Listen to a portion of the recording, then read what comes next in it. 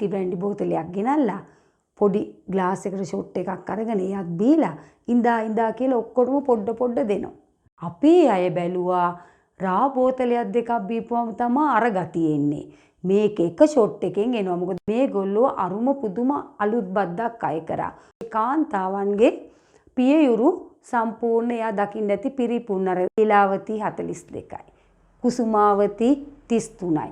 ඉතාලින් මේ ඉංග්‍රීසින් කියන්නේ මෝර මීටර එකක් තිබ්බ ප්‍රබල જાතියක් කියලා. විලි ලැජ්ජාවේ බෑ ඕකටත් බද්දාය කරනවා කියලා. හරිනප්පු S2 වහන්න යනකොට බැනලා S2 ගලවපන් තෝපේ තුවක්කුවට මම් බය වෙන්නේ වෙඩි තියපන් කියලා කෑ ගහලා කියනවා.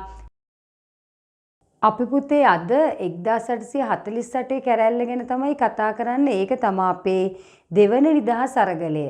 ශ්‍රී ලංකාවේ ඉංග්‍රීසීන්ට යටත් වෙලා තිබුණනේ 1815 ඉඳලා 1947 වෙනකන්.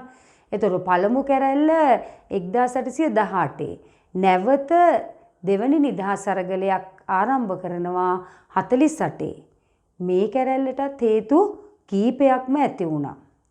එකක් තමයි කෝල්බ්රුක් කැමරන් කියලා අපේ රටට යෝජනා මාලාවක් හඳුන්වලා දුන්නා. මේවා ක්‍රියාත්මක වෙනකොට නොහිතපු ලෙස ගැටලු රාශියක් ඇති වුණා.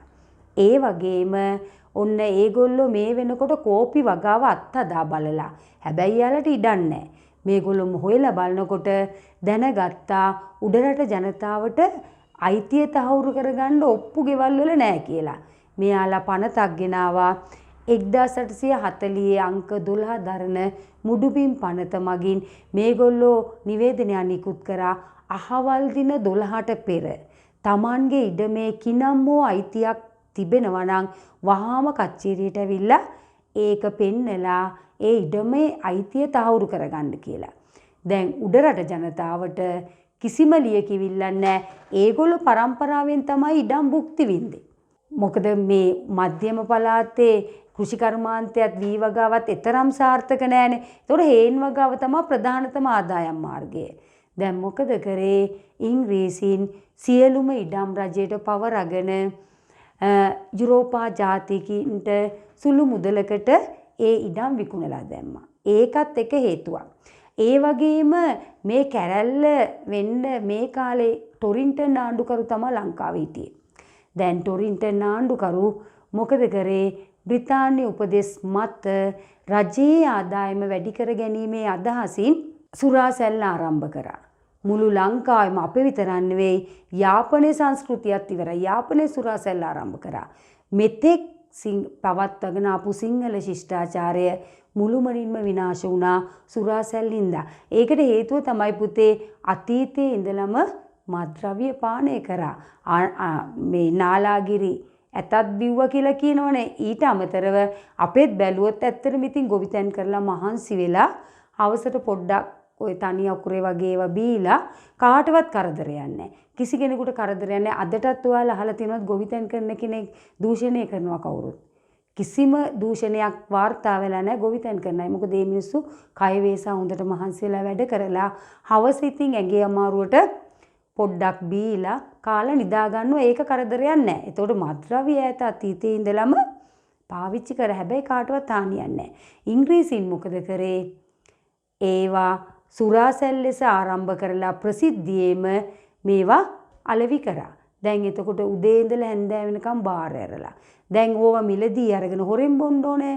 අපේ අය මොකද කරේ? ඒවා උදේ ඉඳලා හැන්දෑව වෙනකම්ම බොන්න පටන් ගත්තා. හැබැයි මුලදී නම් පුතේ මේගොල්ලෝ බොන්න පුරුදු වෙලා හිටියේ රා වගේ ඒවා තමයි. මේගොල්ලෝ මේ විස්කි බ්‍රැන්ඩි බොන්න පුරුදු වෙලා හිටියේ නෑ. අපේ අයට ඉංග්‍රීසින් පුරුදු කරා. දැන් ඔය කතාවක් කියනවනේ සුද්දෝ වගේ කියලා කවුරු හරි හොඳට වියදම් කරනවා නම් ඔන්න මිනිස්සු කියනවා එයා නම් මොකද සුද්දා වගේ වියදම් කරනවා. සුද්දෝ කියන්නේ කුණු ලෝභ જાතියක්.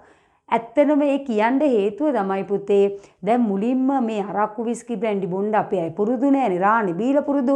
මේගොල්ලෝ මොකද කරේ? විස්කි බ්‍රැන්ඩි බෝතලයක් අරගෙන කඩයක් ළඟට යනවා.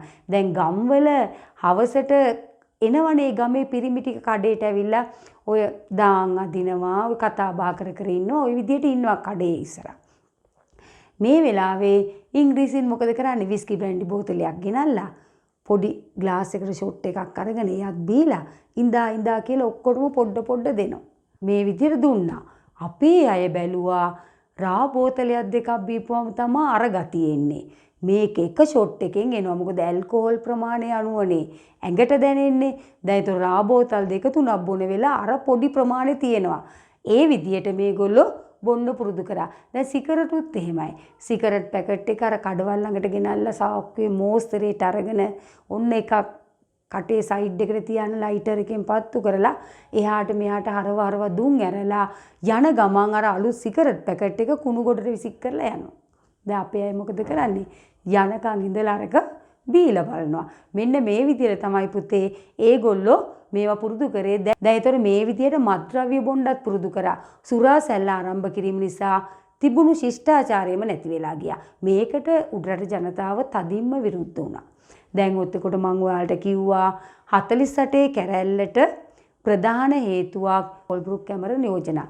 දෙක මුඩුවින් පනතක් ගෙනල්ලා උඩරට ජනතාවගේ ඉඩම් ටික ඔක්කොම නැති කරලා දැම්මා. ඒ වගේම සුරාසැල් ආරම්භ කරලා සම්පූර්ණ මෙතෙක් පවත්වාගෙන ආපු සිංහල ශිෂ්ටාචාරයම විනාශ කරා. හැබැයි ආසන්න හේතුව නම් මේවටත් වඩා ප්‍රබලයි. බදු ගණනාවක්ම තිබුණා. බදු ගොඩක් තියෙද්දී මේගොල්ලෝ තවත් බදු වැඩි කරා. හැබැයි බ්‍රිතාන්‍ය රජයේ අනුදැනුමක් නැතුව මේ ටොරින්ටන් ආණ්ඩුකාරවරයා හිතූ මනාපෙට වැඩි කරා වගේ තමයි උනේ. මෙයා බැලුවා ගෙවල් වල බල්ලෝ ගොඩක් ඉන්නවා. මොකද කරේ? බලු බද්ද කියලා බද්දක් අය කරා. ඇඟ බද්දක් අය කරා. ඒ වගේම කඩසාප්පු, තුවක්කු ඒ මදිවට මේගොල්ලෝ අරුම පුදුම අලුත් බද්දක් අය කරා. ටොරින්ටන් ආණ්ඩුකරු දැක්කා අපේ කාන්තාවන්ගේ පියයුරු සම්පූර්ණ එයා දකින්න ඇති පිරිපුන් අර සීගිරිය වගේ. මෙයා දැම්මා තන බද්දා. දැන් එතකොට දැන් තන බද්ද අය කරන්නේ කොහොමද බලනවා. ඔයා බද්දට නෑ. මෙයා බද්ද ගෙවන්න මෙයා. එහෙම බෑනේ.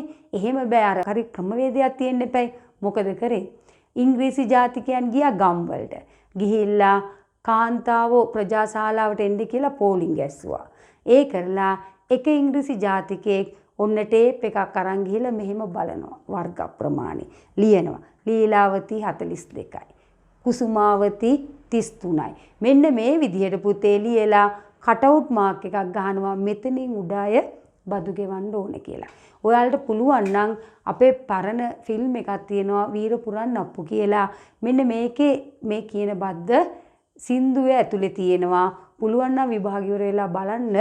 එහෙම බද්දකුත් මේ අපේ ටොරින්ටන් උන්නේ අය කරලා තියෙනවා. අපි හිතානින් මේ ඉංග්‍රීසින් කියන්නේ මෝර මීටර එකක් තිබ්බ ප්‍රබල ජාතියක් කියලා හරි බුද්ධිමත් කියලා විලි ලැජ්ජාවේ බෑ. ඕකටත් බද්ද අය කරනවා කියලා හරියට උන් කණ්ඩ දීලා වගේ. ඉතින් පිරිමි ටික ඇති කරබාගෙන හිටියා. නේද? දැන් මේ හින්දා තමයි පුතේ දැන් ඕවා අපි හංගලා වැඩක් නැහැ පුතේ. උන් කරපු જાති ඔක්කොම කියන්න ඕනේ. මොකද අපි අගයන්න ඕනේ නැහැ නෙමෙයි. ඉතින් ටයි කෝඩ් දාන්න හිටියට කුක්කු බද්දක් ගැහුවා කියන්නේ පුතේ. කැත වැඩක් නේ. ඊට පස්සේ අපේ අය මොකද කරේ? කොළඹට ගිහිල්ලා කිව්වා මේ බදු අහෝසි කරන්න මේවා හරි පීඩාකාරී කියලා ඇහුවේ නැහැ. තුන්වෙනි වතාවේ ගියාට පස්සේ ගියපුවට ගහලා පැන්නුවා. මෙන්න මේක තමයි පුතේ කැරැල්ලට ආසන්න හේතුව. හැබැයි දඹුල්ලෙන් තමයි පටන් ගත්තේ. දඹුල්ලේදී තමා ගොංගාලේ ගොඩ බණ්ඩා රජ උනේ පුරන්නප්පු කියලා චරිතයක් අපිට එකතු වුණා. එයත් දක්ෂ පුද්ගලයෙක් වීර පුරන්නප්පු කියනවා අපි.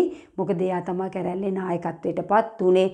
හැබැයි පුතේ මේ වෙනකොට අපේ ඉංග්‍රීසින් අපිට නරක පුරුදු කරලා තිබුණේ. ඒ කියන්නේ කේලම් කියපුවාම එයාලා වරප්‍රසාද දෙනවා.